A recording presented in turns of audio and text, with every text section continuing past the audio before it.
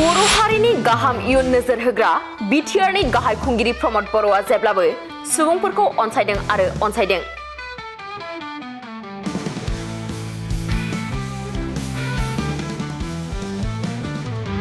बिटिआरनि गाहाय खुंगिरि रमद बर'आ रावखौबो नेवसिगाराखै।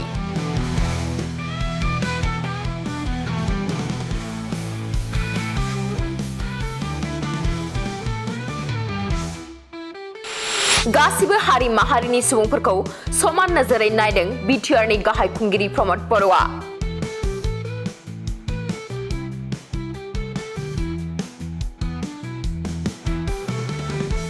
बाथौ धोरोमनि हाबाफारि खुंनाय समाव बिटिसिनि बारग'लेङाइ गाहाय खुंगिरि खाम्फा बरग'यारिजों बिटिआरनि गाहाय खुंगिरि रमद बर'खौ जयै सावरायलायनाय नुनो मोननाय जादोंमोन।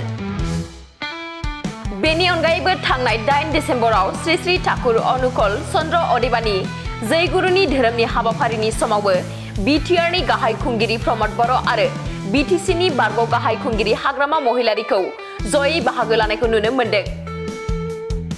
जेराव बिटिआरनि गाहाय खुंगिरि रमद बर' आरो बिटिसिनि बारग' गाहाय खुंगिरि हाग्रामा महिलारिखौ सानैजों हेन्डशेक लालायनायबो नुनो मोननाय जादों। बिटिआरनि गाहाय खुंगिरि रमद बर'आ उन्दै सुबुंफोरखौबो गोसो होनानै गोसो गोरबोजों अनसायनायखौ नुनो मोनबोबाय थानायखौ जों नुनो मोननाय जादों।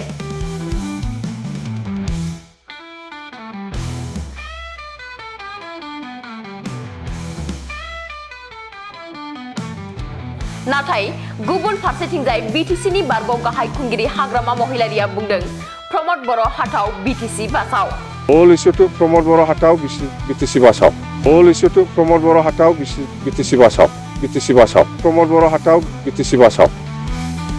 बिटिसिनि बारग' गाहाय खुंगिरि हाग्रामा महिलारिखौ सम सम बेबायदि बाथ्रा बुंनायखौ ससियेल मिडियानि गेजेरजों नुनो मोनबाय थानाय जायो।